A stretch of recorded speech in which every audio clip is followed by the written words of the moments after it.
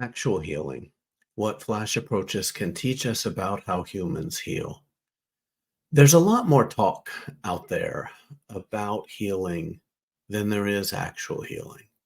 Nearly all of our best intuitions about how humans heal is simply wrong, but how we actually heal is relatively simple. We heal when we have experiences over and over that teach us different things than what the bad experiences taught us. Sometimes these new experiences can teach us simply that the bad thing isn't happening right here, right now, that it's over.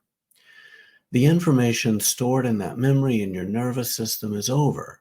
Real and concrete experiences that you can have today, right now, in fact, can make a hot memory one that no longer kicks you like a horse. And you can heal in ways that are actually pleasant, distracting, or relaxing. Flash shows that it's possible to process trauma as information rather than as distress. But one of Flash's biggest problems in reaching a broader audience is that there isn't enough distress in it to seem like it could possibly work. We're so conditioned to expect distress to accompany trauma that we're skeptical of any trauma work that doesn't involve it. This skepticism, despite the fact that catharsis itself rarely actually leads to healing. Encounters with huge chunks of distress in your own life have never resulted in healing, clarity, or insight. Even trauma therapists often make distress a prerequisite for healing to be believable. The ability to separate distress from trauma seems non-intuitive, like the ability to separate wet from water. Yet we know that trauma is information. If you're an EMDR therapist, you understand that. An individual piece of trauma is an individual instance of learning, an individual chunk of information. And how we work with that piece of information matters. Left to our own devices, we tend to work with too much. Rumination is a way to activate a lot of this information all at once and make interpretations or meanings, or try to make meanings based on that spinning mass of information, and to have and experience all of the confirming attached affect. EMDR therapy, however, is much more focused. It's memory focused, and it's constructed in a way such that it helps us process chunks of information in individual memories, largely by removing obstacles and letting the trauma connect with adaptive information that other parts of you somehow already seem to know and have. Even in EMDR therapy, though, we're working with slices of the experience at a time. And standard protocol advises us to start with a really salient slice or a really hot slice, which can be a big, thick, big, thick slice of memory content. There are other ways to work in EMDR therapy that Shapiro mentions for complex trauma, including the videotape approach that splits the memory into much smaller and more digestible pieces. Imagine a loaf of bread where we get only one slice out of the loaf at a time. We work with this slice until this slice is fully digested, and we don't get the next slice out until that piece is largely digested. I've worked in this way with clients with complex trauma for years, and simply helping the client control the rate of information or the size of the information coming into working memory dramatically decreases the amount of distress they experience, and it's simply a faster way to work with clients with complex trauma. Inside EMDR therapy, there are many ways to do this. My videotape script for EMDR is linked in the notes below if you'd like to review it. And now Flash. And what I'm about to describe is in reference to the 4 blinks version of Flash. Other versions may vary conceptually and practically, but in this version, imagine a deli slicer with the blade here, and it's set to the thinnest possible slice. And other than touching the memory, see how I'm not looking at it, other than touching the memory and just dropping it in our slicer, We're not referencing the memory as a whole after that. Okay? We're only working with a tiny micro slice of it at a time from that point forward. So we engage the memory for a fraction of a second, immediately container whatever tiny piece of it that came out. And you know what that tiny piece is? That tiny piece isn't big enough to have much accompanying distress. It's a piece that's not big enough for your parts to have many thoughts or feelings about. It's too fast, and there's not enough content to cause, big shutdown or rumination. And again, do you know what that piece is? It's the information from the trauma that your nervous system is about to have 6 disconfirming experiences in the calm scene that's going to clearly show it that that experience isn't happening right here, right now, because you're having an experience, an embodied experience of safety or amusement or hunger or astonishment. Those experiences back to back in the calm scene are literally your embodiment of the disconfirmation. The little pieces we container is the piece of the memory that's about to get fully or partially processed in the next round in the calm scene. And if we're only bringing a tiny slice of the memory into working memory at a time, where's the rest of the memory located? It's not in working memory. It's in the limbic brain, or wherever trauma is stored when it's packaged up out of awareness, depending on the brain metaphor you choose to use. A good chunk of trauma literature assumes that touching the memory brings it into working memory, but maybe that's not true. Maybe a memory is more divisible than that. Maybe it's not like a proton or a neutron that you can't slice without incident. In fact, slicing it thinner may be how we avoid incident. Overactivation in trauma work slows everything down and starts up processes precisely designed to protect the system from that very type of activation.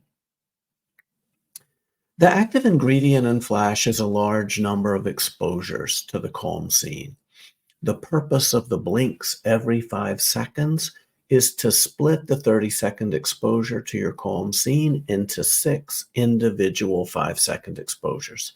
If you don't blink in flash, the memory still resolves. It just takes a few hours instead of about 30 minutes because it takes longer time if you're having longer exposures to the calm scene to get to the hundreds of experiences in the calm scene when you don't break it into many micro exposures.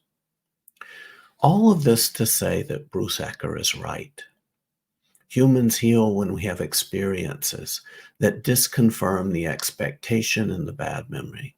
This happens hundreds of times in an average flash session, and the experience that you have in flash in this calm scene does not have to be precisely disconfirming the way it does in Ecker's coherence therapy.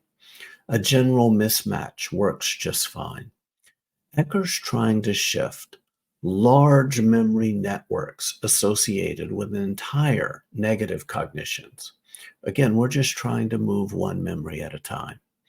The key that you need to unlock a moped is different from the key that unlocks the vault at Fort Knox. And we're taking the moped. With complex trauma, we have to take the moped. Do you know that humans can process trauma while having a positive experience and while sitting in a positive state? Did you know that? My guess is that part of you will say no. I also suspect that other parts of you already know that this is the only way we've ever healed, by having disconfirming positive experiences. If you've ever had a transformational conversation with a close friend, you know what you had. You didn't just have an exchange of words. You had an experience. We're wounded experientially, and we heal through experiences also. If you ever had a great EMDR reprocessing session, do you know what you had? Experiences that were different than the expectation in the bad memory. How do we heal from relational wounds? We heal relationally.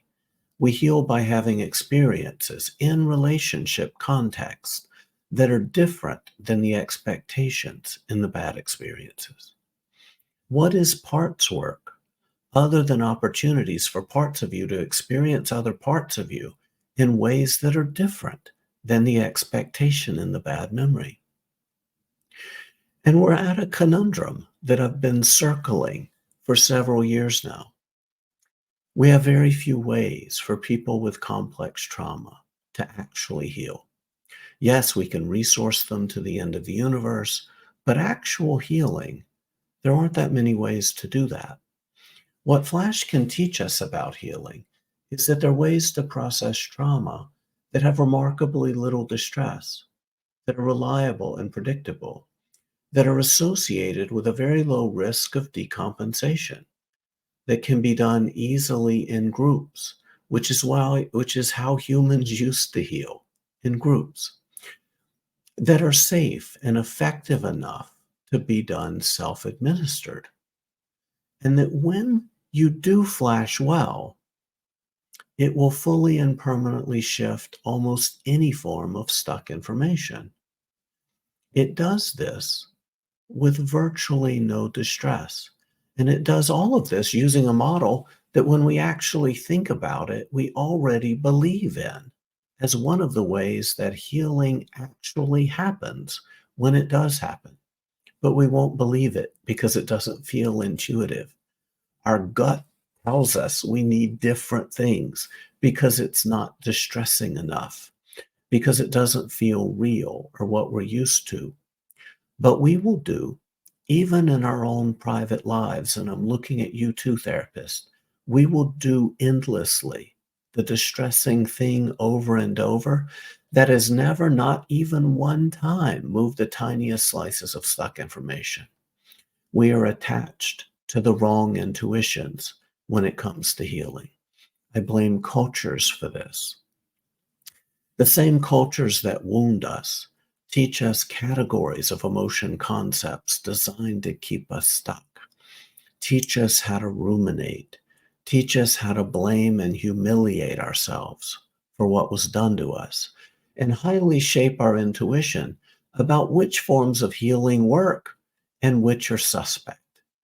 Healing yourself using culturally non-intuitive strategies may be one of the last truly revolutionary acts permissible for an individual in our cultures, which is why I've been trying to do these trainings as much as I can and do as much of it as I can for free.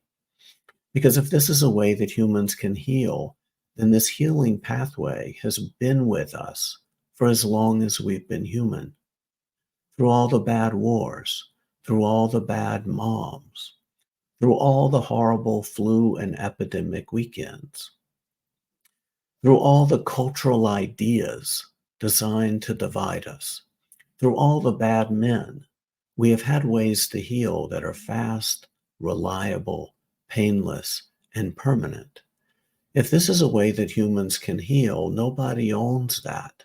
These healing pathways are our common heritage, our common birthright, and a core function of being human. We have to figure out how to do this. Someone is going to come along and see what approaches like Flash can teach us about how humans actually heal. And they're going to package it into some kind of psychotherapy or game or app or dance or meditation or, I don't know, spirituality that is going to let us see it, really see it. And that isn't just going to change what we do professionally. It has the potential to change who we are as a species. We may become the kind of people who can actually heal and recover from our shit rather than endlessly talking about and preparing to heal. We may be able to rescue ourselves and do something that the prior 50, 500 generations before us could not. We may be able to actually heal ourselves.